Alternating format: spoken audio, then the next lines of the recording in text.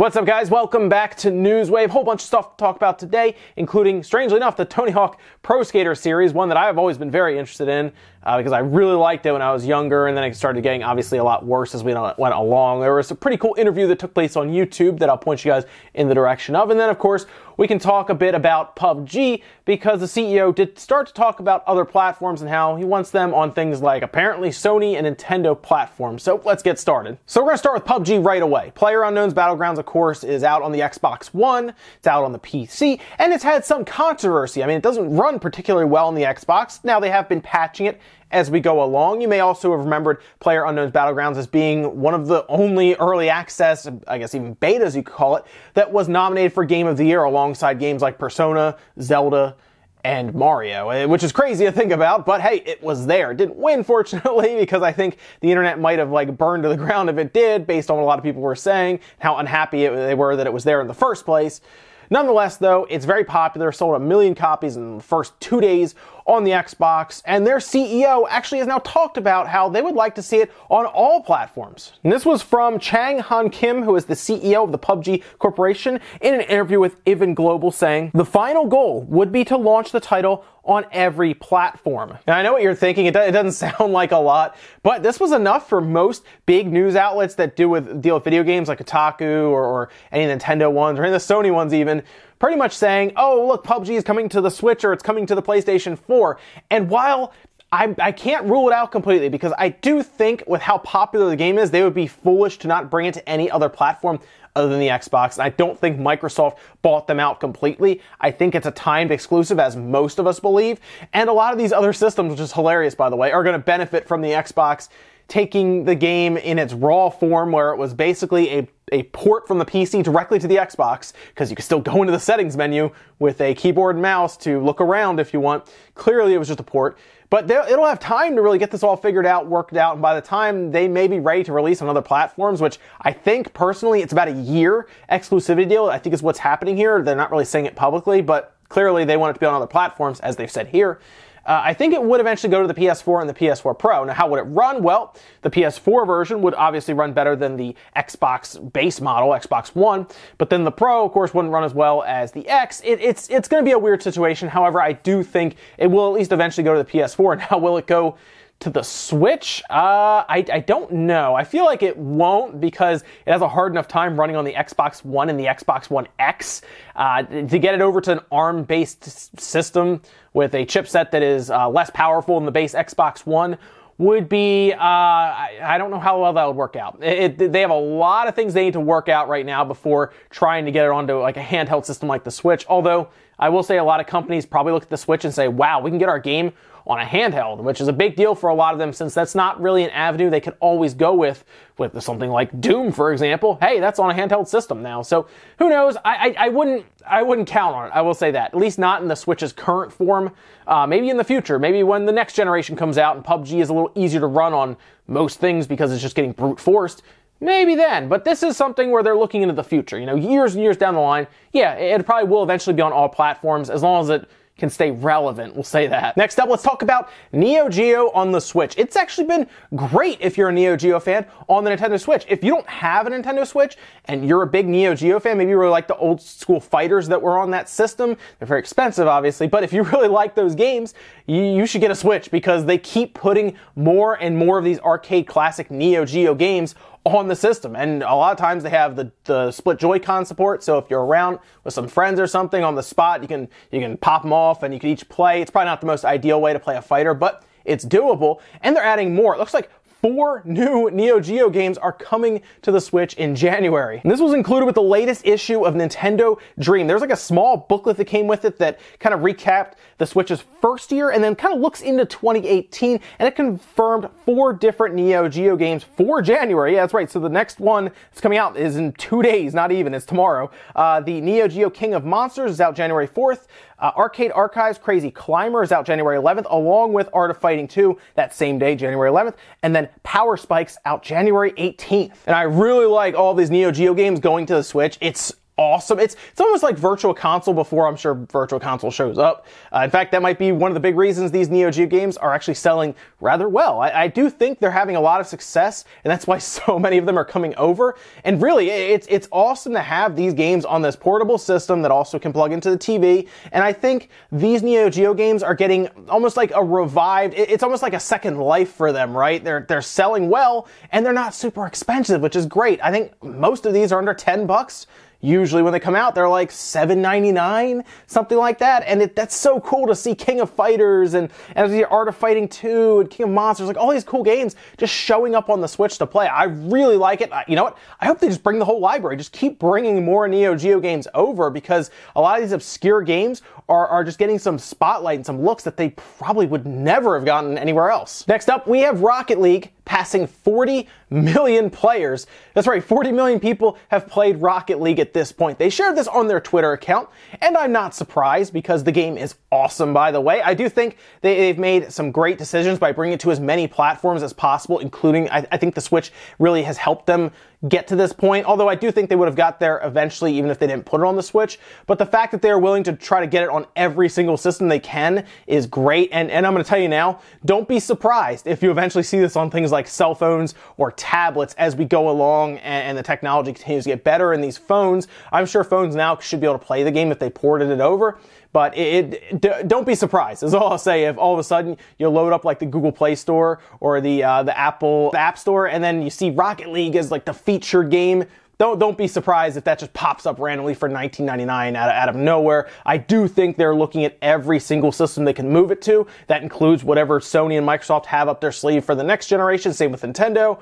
And I don't know if they're going to work on another game. I mean, do you guys think they really need to work on other games, since they are adding in like these microtransaction loot box things? They are in there. You have to buy like keys to open these loot boxes that you get. Do you think they're interested in that, or do you think they're more so they're more so interested in adding DLC that's paid, just adding more and more to this game since they have this massive user base? I don't know if they'd be able to replicate the same success with a whole nother game like Rocket League. I think they found their golden goose. I think they're going to keep dropping more and more of these microtransactions, more ways to get revenue out of the current player base, and then move it along as we get further into the next generation that I'm sure will start to pop up in the next couple of years. So let me know what you guys think about Rocket League. Do you think they're good where they are, just add more stuff? Or do you think they need to be working on a sequel to this and try to capitalize on, I guess, whatever genre they created here? Because it's not quite sports, it's not quite arcade, it's somewhere in the middle. I think that's why it's so interesting to people, because it's fun, because it is competitive, but I mean, you're knocking a soccer ball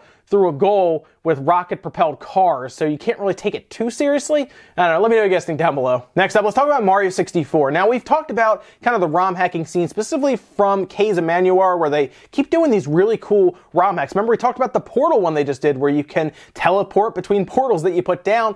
Very cool idea. Well, now they've kind of come up with a different mod that is, it's a little weird. They're making it so you can play the game in first person. And that sounds cool at first, right? You're like, oh, cool, I can play this in first person.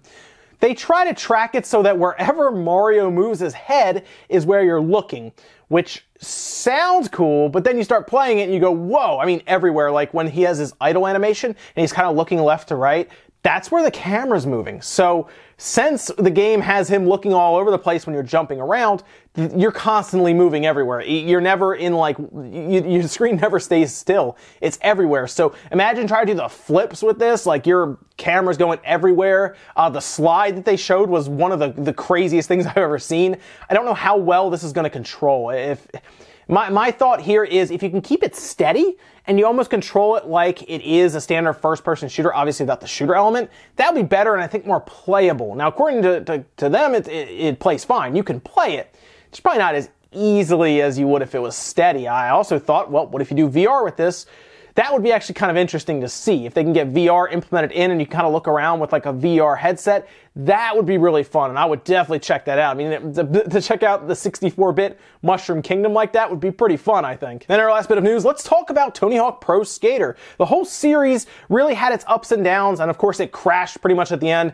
Literally crashed with the last Tony Hawk Pro Skater 5, which pretty much saw the series turn into a buggy mess that, was mostly made fun of because the patch that came out was bigger than the game itself, which tells us it just wasn't ready and they pushed it out the door. Now, of course, Tony Hawk Pro Skater has a long and storied history back to the PS1. When it came out, specifically the second one was like the best one. If you go on any of the game ranking sites, that's up there near the top. It is crazy, and I love that game. I liked the first one a lot, but when that second one came out, it had the park builder, had manuals, they added so much to like to create a character. What an awesome game. I think most of us agree that was probably the best Tony Hawk Pro Skater, although some people are at least, they like Underground to a degree. Again, the second one to me, by far the best one. Now, there was a lot of interesting insight to this that I saw on another YouTube channel that did a full interview with one of the designers there. And this comes to us from Game Brain. They actually had a full interview with Chris Roche, who designed the first 6 installments of the Tony Hawk Pro Skater series. And yes, that does include something like Tony Hawk Shred, which, by the way, Chris says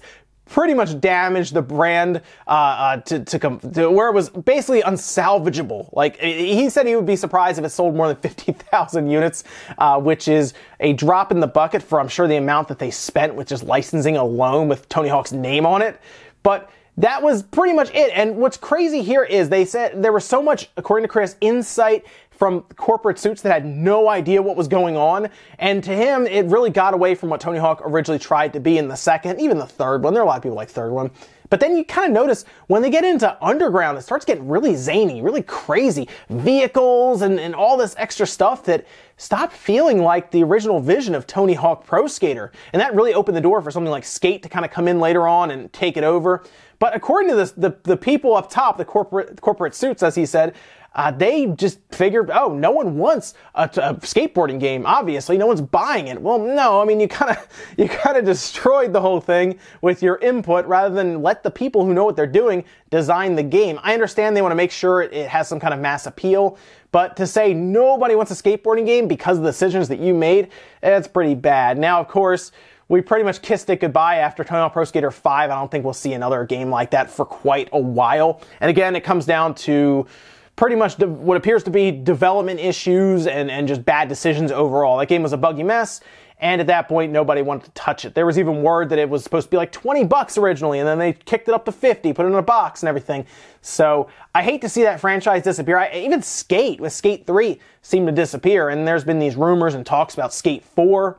And I hope it does show up eventually because I like the Skate series a lot. I think that was probably, honestly, the first Skate and even the Skate 2 were probably the best skateboarding games next to Tony Hawk Pro Skater 2 that I've ever played. So I hope they come back around. I would check out, it's about a 20-minute video. I really enjoyed listening to it. I think it was a great interview. Had some really cool insight to the beginning when they were kind of playing around with the idea, some of its origins, and then how it kind of evolved and then eventually, inevitably crashed and burned with Tony Hawk Pro Skater, or Tony Hawk Ride and then Tony Hawk Shred, which was pretty much the end of the series for Chris. Anyway, I'll leave a link down in the description for that. You can check out Game Brain's video all about that. Really enjoyed it. Check it out down below. Ladies and gentlemen, that's going to do it for Newswave today. Guys, hit the like button if you enjoyed the video. Hit dislike if not. Leave me a bunch of comments down below about all the stuff we talked about today. Do you think PUBG has any business being on something like the Switch when they can barely get it running on the Xbox? So many issues there. And it's clear that it's early access, so maybe they will slowly get this all worked out. I believe it runs on Unreal Engine 4, so at least they have something like that going for them with the transition to the Switch, since at least it runs on the Switch. Unreal Engine does anyway, but it's so poorly optimized. I don't really know why. I mean, I say that, but over 1 million people buy it in the first 2 days. I was going to say, I don't know why anyone would buy it, but people are clearly buying it. Do you think that would even help the Switch there? Just say, hey, look, PUBG is on this. The PS4 doesn't really need much help anymore because they're just crushing everything. But do you think the Switch would really benefit from a shooter like that to just show up on there? Maybe even Fortnite shows up there. That's at least better optimized. I don't know. Let me know what you guys think down below. Do you think the Switch, with all these Neo Geo games, do you think that's really taken advantage of the fact that there's no virtual console yet? I mean, everyone's buying these Neo Geo games. Do you think that's because there's no like Super Nintendo, Nintendo N64 games there and people are looking for stuff to buy? Or do you think Neo Geo is seeing a bit of a resurgence here with this audience? Let me know down below, guys. Thank you so much for watching, and I'll see you next time.